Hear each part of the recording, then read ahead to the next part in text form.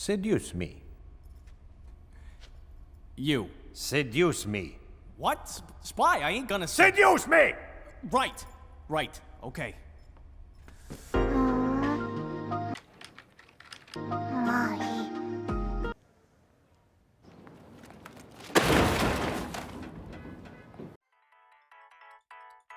Fasten your seatbelts because we're going to a really interesting place. And as the old Chinese proverb goes, if you want to curse someone, wish them to live in interesting times. So today I invite you to watch an interesting review of an interesting game. Dohna Dohna, let's do bad things together.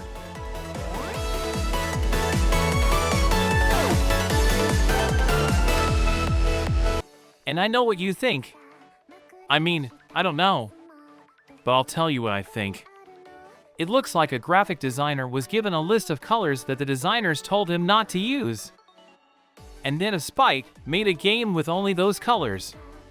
But that reminded me a bit of one of my favorite games, Jet Set Radio, which was certainly a Japanese game. And I thought, maybe the music will be okay.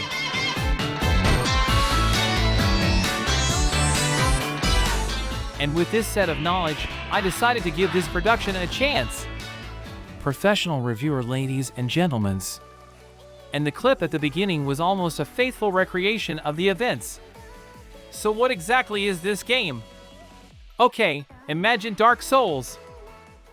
You little, I'll teach you to laugh at something that's funny! Okay, bad joke. So, imagine Darkest Dungeon, but Japanese. And that's it. You little... I swear I'm telling the truth now. You don't believe it, see for yourself. Turn team fights with strong emphasis on the placement of your units and opponents.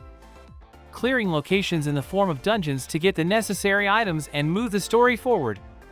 And I know, calm down fans of Darkest Dungeon. I will talk about significant differences later. But now I've only covered half of the gameplay that is present in the game. The second element I will cover for now behind the veil of secrecy, because it's closely related to the 18+ and story elements. So now let me tell you a little bit about the plot of this game. So we play as a group of friends who rebel against a local corporation with a gun. But you will probably say that the government is bad and the end justifies the means. And now I'd like to open the curtain on the second half of the gameplay. Namely, by defeating the so-called dungeons, we do not earn money. So, how do our brave heroes get money in this game for guns and bubblegum? During the battle, we kidnap a girl. We force her to provide services that are not written in any labor code. And when her mind and body are useless, we'll just get rid of her and find another one. Because we're good rebels fighting a bad government. Hans, are we the baddies?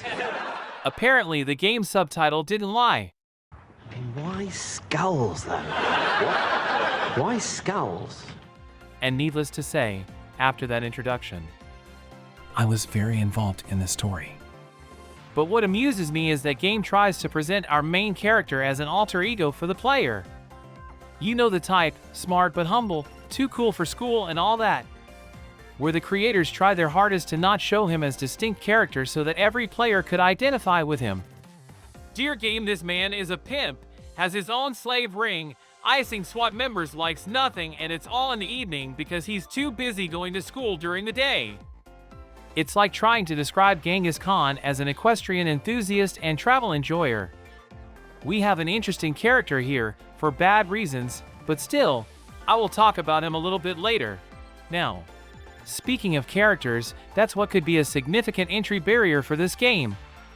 The game develops very slowly, and in the beginning throws us in the middle of a friends group, which dynamics don't help to like this characters.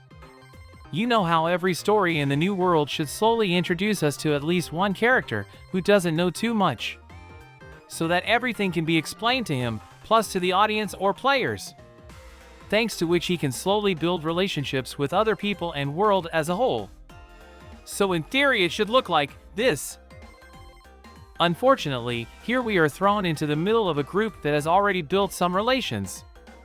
It would be a similar situation if I introduced you to a group of my friends and left. This is not a good way to present your heroes.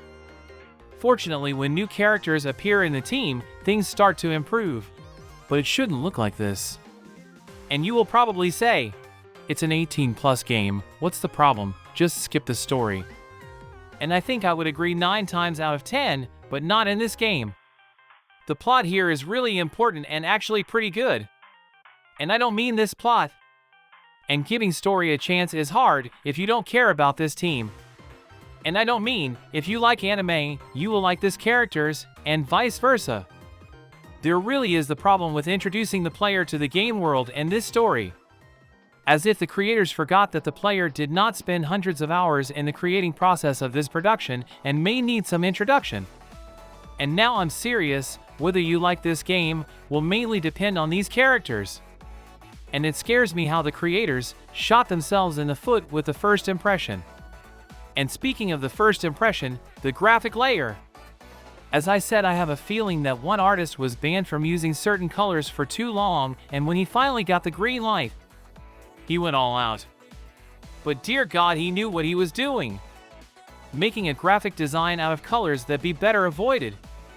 This is art. It may stand out a bit strangely compared to other productions, but it stands out nonetheless. In an industry where books are mostly judged by their cover, the fact that the cover will be remembered is already a great success.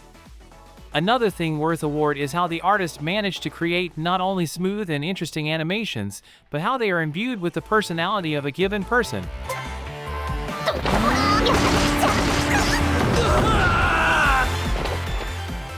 The way they moves or performs attacks says more about their characters than the clunky dialogues in some AAA games.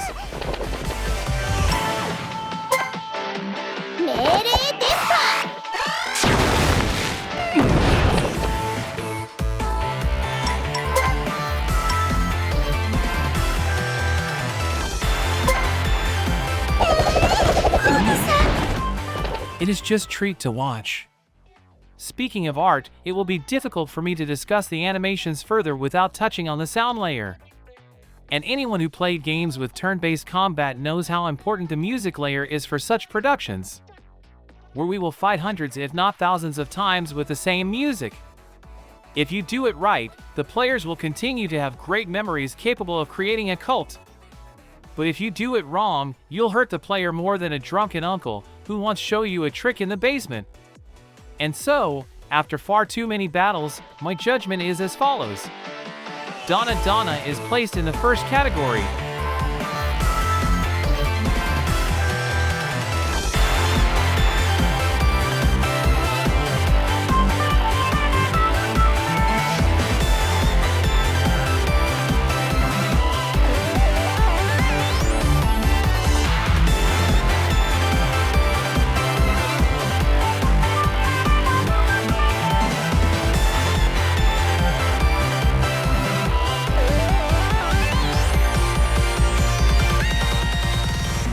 Holy hell, I can't describe how good the music is in this production.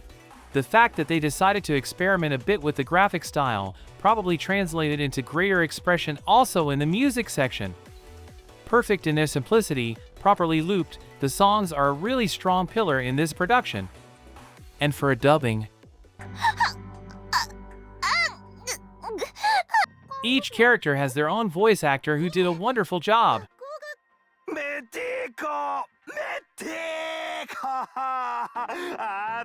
Well, we take it a bit as a standard in Japanese productions, but the credit must be given where it is due. The exception, of course, is our main character, who was denied this honor, so that the poor Japanese player could better identify with the silent protagonist. And as usual in such cases, I would wave my hand and move on. But here it's really a missed opportunity, where in a regular 18+ game it would rather be the correct choice. There's so much chemistry between the characters that it's a shame to waste it. And instead of creating another silent avatar for the player, maybe it would be better to tighten the screw a bit and make a real character. The only thing missing was the creators' faith in themselves and trying something more risky. We were on the verge of greatness. We were this close. Voice actors, composers, and writers created characters that, surprisingly, I liked. maybe I try throw a tantrum a bit because it could have been at the level of mainstream video games. And the stigma of 18+ games worked here, where everything must be 3 levels worse than regular games because that's the standard. On the other hand, now that everything is done, I can be smartass. During the production process, the authors chose a safer path with a greater guarantee of success, and they deserve respect for that. So please treat this part as more of a meme than something serious. Oh, I forgot the general story. We have here gang wars, mega corporations, slavery rings, prostitution rings, gunfights, killer robots, super soldiers, kidnappings, killers for hire. And that's only the first 5 hours of gameplay. And you expect from me some intelligent summary of these events. I'm leaving. Do you want to know the story?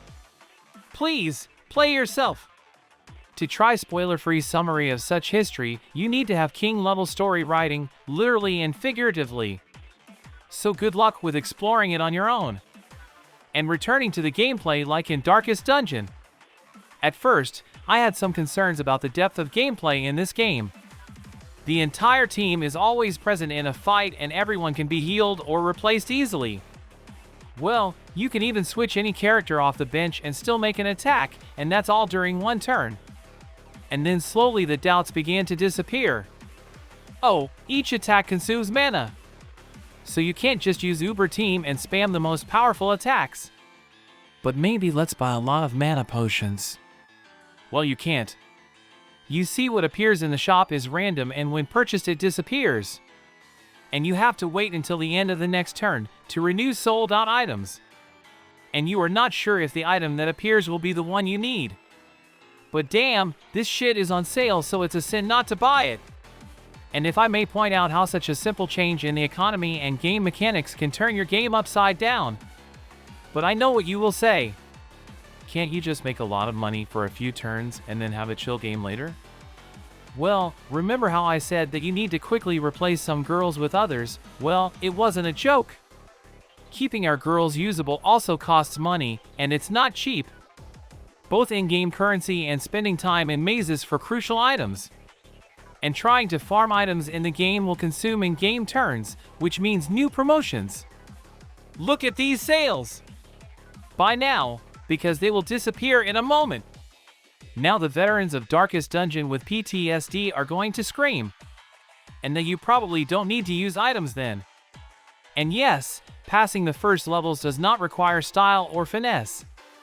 But the further we are in the game, the creators want to make sure that the story missions will not be too boring, forcing the player to use half of the squad. Sudden plot twists forcing you to break through with a limited squad and time limit. Or boss fights, after a defeat you realize that it wasn't supposed to look like this and you see screen game over instead of cutscene. But you will have to win this fight, somehow. And at times like these, the supplies meticulously collected over hours of gameplay dwindle at the rate of snow across Australia. And it's all on normal difficulty. I suspect that hard really makes you think. But with my talent for turn-based games, I stayed away from it because I'm not that much of a masochist or a thinker. That doesn't mean they're hard to find. And finally, we have a closed-loop economy. Half of the MMO games on the market would probably like to have such a well-constructed economy of spending money by players as Dohna Dohna. With this, we all agree that Dohna Dohna is a great 18+ game. And the most important at the end, that is 18+ scenes. The Japanese specialty, images with dubbing and sound effects.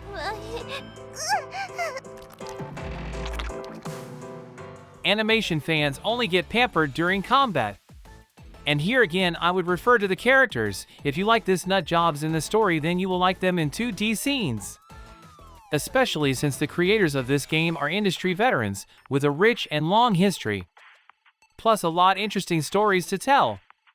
Stories that sometimes take no prisoners. If you know, you know. If not, you are a happy person. But what did you expect from such an introduction? You know, when choosing this production, I was guided by this galaxy-level thought. Well, I like Jet Set Radio, and this kinda looked like Jet Set Radio, so maybe music will be good too. Truly a mastermind in action. And so I found one of the best 18+ games that is doomed as a marketing failure in the West. With a title that not even the best salesman could sell. With a graphic design that awakens pity for the graphic designer. Because how he dares use more than 3 colors. With game mechanics that will probably permanently prevent this production from appearing on major websites like Steam, Epic, or GOG. And as if that wasn't enough, with an exclusive debut on Jorhen Games. Because everyone browses this site at least once a day. And now, after dust settled, I think that even I only played this game accidentally. While the game did a great job in Japan. But by the West it hasn't even been tried, and hardly anyone ever will care. Today or tomorrow. Maybe in 30 years some famous YouTuber will make a material about this game, but it's just my pipe dream. I did my job as best I could. And although I know that I will fail to promote this game, I have a clear conscience. The game can be found on the previously mentioned Jorhen Games for $50. And as I rarely say this, I mark that $50 is well deserved. And that's all. Big Mike. See you next time.